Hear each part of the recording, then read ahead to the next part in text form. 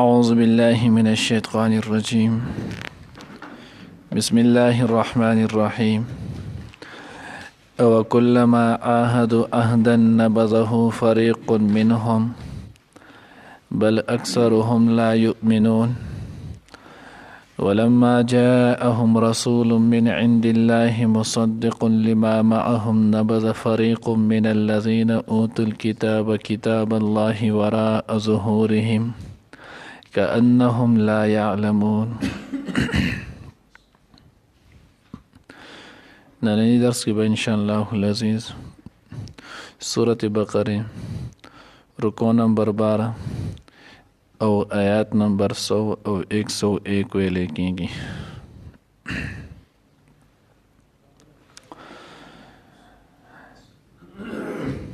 دینه مخکې آیات کې تیر شلو. الله جل جلاله فرمایل چې موږ تاسو ته نو قرآن نازل کړی دی، آیاتونه بینات دله موږ درکړي. اوس د دې نه چې انکار کوي نو هغه سړی فاسق کېدی شي، عام مسلمان چې نو دې نه انکار نشي کولی. اوس دې ځای کې الله جل جلاله د بني اسرائیلو یو بل خباثت ذکر کوي، د هغوی یو بل عیب او نقصان ذکر کوي. الله جل جلاله فرمایي وکلما عاهدوا عهدا نبذه فريق منهم. دې سره به چې کله هم څه عهد وکړی شولو نو دوی به نه به یوه ډلې هغه عهد مات کړلو، بلکې اکثر د دوی چې نو ایمان نه راوړي، ایمان په دغې باندې نه لري. اوس دلته چې نو عهدو عهدن، هر کله چې دوی به عهد کولو دوی به دغه خپل عهد او لوز ماتولو. د دې نه کم عهد مراد دی؟ علامه عطا رحمه الله مشهور چې نو هغه تابعی دی، هغه فرمایي چې د دې نه هغه عهد او لوز مراد دی کم به چې حضور علیه الصلاة والسلام چې نو د دې سره کولو چې تاسو زمونږ خلاف لا تعاونوا المشرکین علیه، تاسو به چې نو علی قتالهم زمونږ چې نو خلاف تاسو به د مشرکانو سره چې نو تعاون نه کوئ. نو دوی به سره وی بالکل صحیح ده. لکه څنګه چې مخکې هم تیر شو مونږ یو خاص ویلي هم اشارتن مونږ ویلي ولو چې د یهودو چې نو هغه دې چلو کو د دې نه یو قبیله مونږ مدینه منورې آسپاس مدینه کې چې نو 3 قبیلې پاتې کېدي. یو قبیله بنو نظیر وه، یو بنو قریظه وه، یو بنو قینقاع وه. نو بنو قریظه دوی هم د حضور علیه الصلاة والسلام سره حلفداري وکړله، او بیا چې کله حضور علیه الصلاة والسلام چې نو غزوه خندق په موقع باندې هلته مشغول و کافرو خلاف، نو دوی په دغه وخت کې خپل هغه عهد او لوز مات کړو. دې نه مخکې کړو نو بیا چې نو یو بانه بله بانه هیله بانې شروع کړي. نبی علیه الصلاة والسلام عزت صحیح ده، بیا دوی چې کله دغه عهد مات کو نو د دغه عهد ماتولو نه وروستو نبی علیه الصلاة والسلام صحابه کرام رضوان الله تعالی اجمعین ته وفرمیل چې اوس نو هغه ډایرکټ بنو قریظه چې نو د هغوی ته ځان رسوئ. نو موږ ویلو دوی له شکست ورکو، بنو نظیر چې نو هغوی جلا وطن کړلو.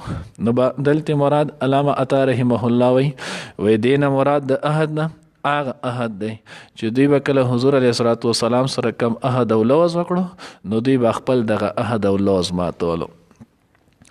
دویم چې نو الله پاک وایي دغه عهد، نو دویم مفسرین د هغې متعلق ذکر کوي وایي دوی سره د دوی په کتابونو کې دا عهد شوی چې وروسته به یو پیغمبر راځي او تاسو په هغې پیغمبر باندې ایمان راوړئ. لکه څنګه چې دې نه مخکې هم تیر شولو چې دوی په خپل کتاب باندې ایمان نو، که چېرته دوی په خپل کتاب باندې ایمان وي نو دوی به د رسول الله صلی الله علیه وسلم ذات مبارکه باندې ایمان راوړو. لکه څنګه چې دی نو هغه برینباس دا چې دی نو هغه یو د عیسی علیه السلام صحابي تیر شوی او د هغه نو یو کتاب انجیل لیکلو، انجیل به د هغوی هر یو خپل لیکلو. نو دغه کتاب انجیل چې کله لیکلو نو په هغه انجیل کتاب کې نو 2 خبرې چې نو حضور علیه الصلاة والسلام دا صفت لیکلو 2 ځایه چې وروسته به نبی علیه الصلاة والسلام اخرنی پیغمبر راځي محمد رسول الله په دې الفاظو سره. نو تاسو به نو دغه محمد رسول الله باندې ایمان راوړئ. عیسی علیه السلام د سویلون چې تاسو به ما نو معبود یا به راته د الله زوی وای، یا تاسو چې نو کومه خبره کوئ چې دا ثالث الثلاثه دی خدای دی، نو وروسته به محمد رسول الله چې نو هغه پیغمبر راځي او د هغه به ستاسو د دغې عقیدې چې دی نو تردید کوي. نو د دې په دغې دواړو کتابونو په دغه کتاب انجیل کې 2 ځایه چې دی نو دغه ذکر د حضور علیه الصلاة والسلام بولو.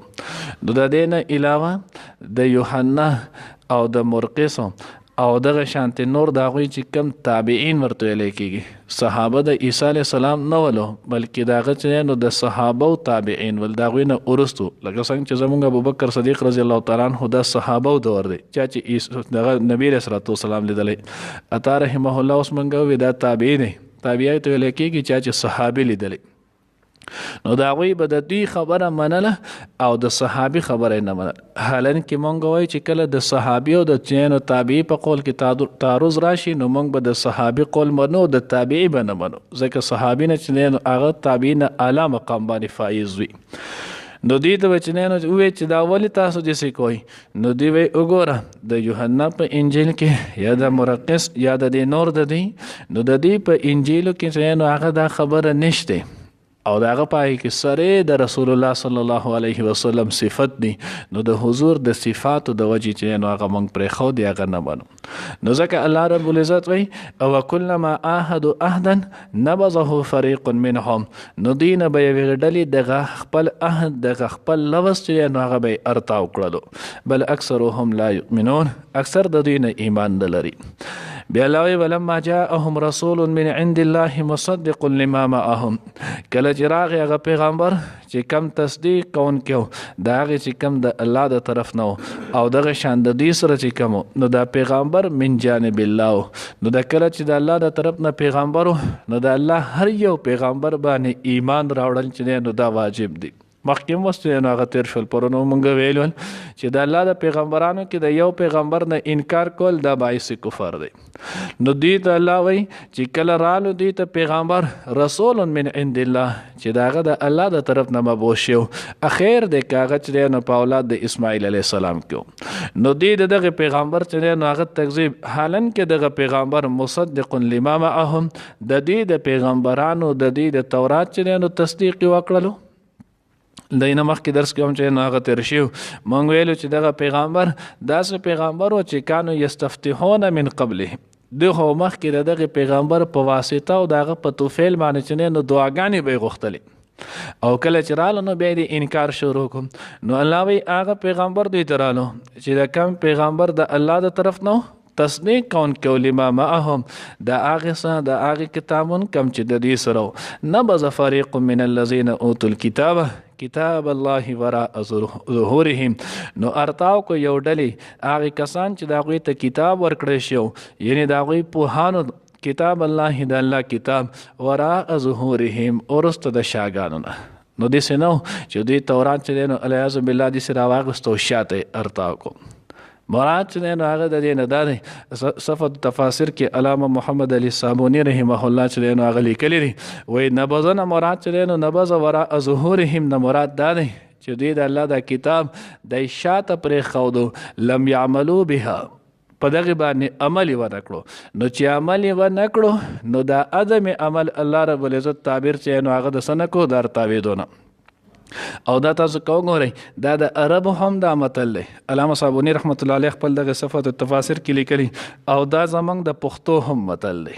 که تاسو خیال کړئ مونږ چاته چې نو هغه خبر وکړو او د هغه زمونږ په هغه خبره باندې چې نو هغه څه نوټس وانهلي هغه خبرې ته توجه ونه کړي هغه خبره وانخلي په هغې عمل ونه کړي نو خلک یې پلانکي ته مې خبر وکړه دا خو د هغه پلانکي هغه خبره بالکل ارتاوه یې کړه. نو دا خبر داسې نه وه چې د هغه راواغسته او ارتاوه یې کړه.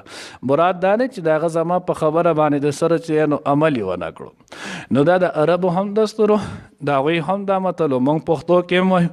نو الله د هغې متل د هغې چې نو هغې موافق وی کتاب الله وراء ظهورهم دوی د الله دغه کتاب شاته ارتاو کو. شاته ارتاوېدو مقصد دا و چې په دې باندې عمل ونه کو.